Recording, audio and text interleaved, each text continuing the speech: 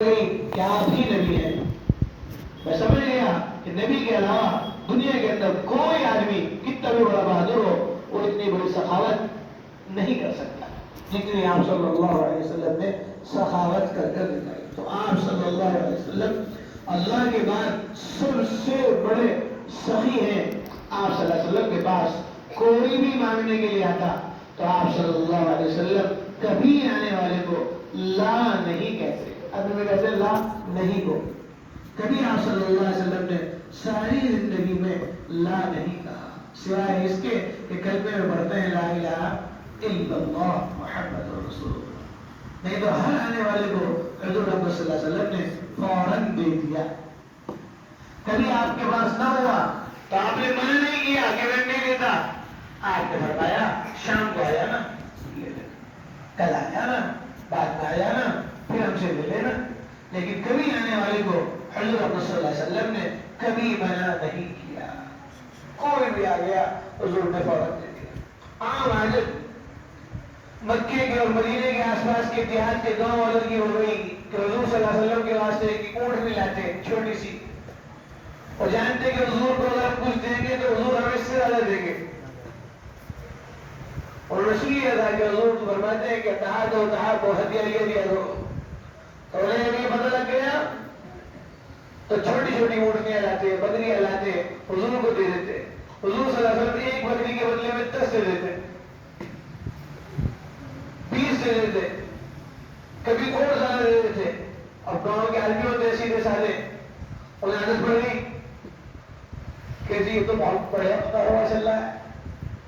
ایک لو کتنی مل رہی 1 2 10 مل رہی 20 مل رہی 50 مل رہی. تو گاؤں کے لوگ آنے لگے حضور صلی اللہ علیہ وسلم کے پاس اور آ کر لو جی یہ بکری آپ کے پاس چلایا. آپ صلی اللہ علیہ وسلم نے اس کے بدلے میں 10 دے دی. اس کے دماغ میں یہ تھا کہ 20 دیں گے. اس کے دماغ میں کیا تھا 20 دیں گے تو اسے 10 بھی کم لگی. ایک لایا تھا گاؤں کا آدمی کتنی مل گئی 10 مل گئی لیکن اسے صبر نہیں آیا. کتنی مانگ رہا ہے اس چکر میں کہ 20 بن جائے ناراض ہو گیا کہ ہم تو آئے تھے کچھ آرڈر میں یہاں تو ویسے کم مل گئے. تو حضور صلی اللہ علیہ وسلم نے دیکھا بھائی تو کاروبار شروع کر دیا انہوں نے تو کیا کرتے انہوں نے تو ایک طرح کا کاروبار بنا دیا ہے ہمارے ساتھ. آپ نے پھر قسم کھا لی اب میں کسی سے کوئی چیز نہیں لوں گا بس جن چیزیں تو میں چاہوں گا ان کی چیزیں قبول کروں گا ہر ایک کی نہیں کروں گا. یہ تو آ رہے اسی لیے اس کا ڈبل ملے ٹربل ملے تو کاروبار شروع کر دیا انہوں نے. آپ نے قسم کھا لی پھر آپ نے اشارے کیے کہ میں فلاں کی چیز قبول کروں گا فلاں کی چیز قبول کروں گا فلاں کی کروں گا اور کسی کی کروں گا. اب میں ان سے کوئی چیز نہیں لوں گا. اس کی بنیادی وجہ آپ کو سمجھ میں آ گئی کیوں حضور صلی اللہ علیہ وسلم نے لینے سے کیا کر دیا منع کر دیا. آپ نے اسی لیے منع کیا کہ وہ لوگ ہم دینے نہیں آ رہے تھے لڑکے کیا کرنے آ رہے تھے لینے آ رہے تھے.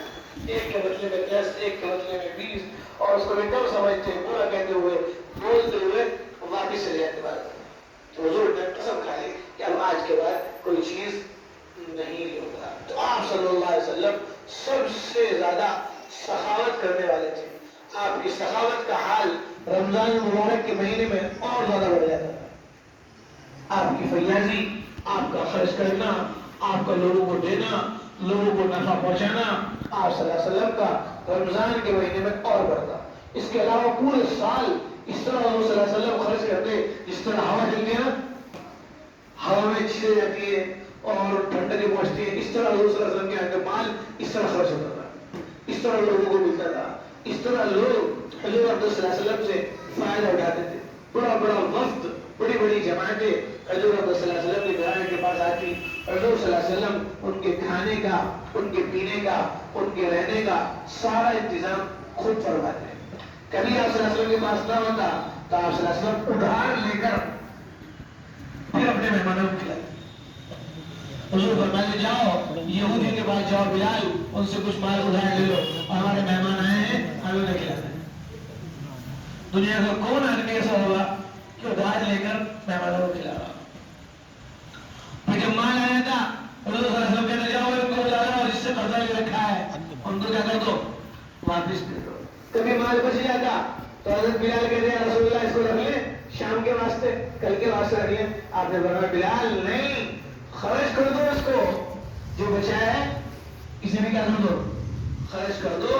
وہ عرش کا مالک ہے اس سے بچا بچا کے مت رکھو بلکہ وہ اس پر امید رکھو اس نے آج دیا ہے شام کو بھی دے گا کل کو بھی دے گا. حضور کے یہاں رکھنے کا کوئی معمول نہ تھا.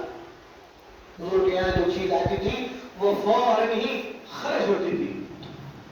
رکھنے کا سوال ہی حضور صلی اللہ علیہ وسلم کے یہاں پیدا نہیں ہوتا تھا. حضور صلی اللہ علیہ وسلم کے پاس سونا آیا کہیں سے تو آپ صلی اللہ علیہ وسلم نے اس کو تقسیم کر دیا. تقسیم کرتے رہے یہاں تک کہ اس میں سے کچھ مال بچ گیا. حضور صلی اللہ علیہ وسلم گھر میں تشریف لائے اور آپ نے گھر میں آ کر لیٹ گئے. آپ صلی اللہ علیہ وسلم کبھی بیٹھے کبھی لیٹے آپ کو سکون نہیں ہوا. حضرت عائشہ نے پوچھا یا رسول اللہ آپ اتنے پریشان کیوں ہیں؟ کوئی وحی آ گئی کوئی مصیبت تو نہیں آ رہی کوئی دقت تو نہیں آ رہی ہم نے تو اتنا پریشان آپ کو دیکھا ہی نہیں آخر کیا بات ہے؟ فرمایا عائشہ تجھے کیا بتاؤں کچھ مال میرے پاس آیا تھا خرچ کرنے کے لیے سارا خرچ کر دیا یہ رہ گیا ہے یہ مال رہ گیا ہے اور مجھے ڈر ستا رہا ہے اگر یہ میرے پاس رہ گیا اور اسی رات میں مر گیا دنیا سے چلا گیا تو پھر اس کا وبال مجھ پر چڑھے گا. اس لیے میں چاہتا ہوں یہ مال میرے پاس سے کیا ہے چلا ہے. یعنی آپ صلی اللہ علیہ وسلم مال کو اپنے پاس بالکل بھی رکنے نہیں دیتے فوراً اس کو خرچ کرنے کی طرف لگاتے فوراً خرچ کرنے لگاتے کہ بلال اٹھا کر مت رکھو اٹھا کر مت رکھو بلکہ کیا کرو خرچ کرو. حضور صلی اللہ علیہ وسلم کی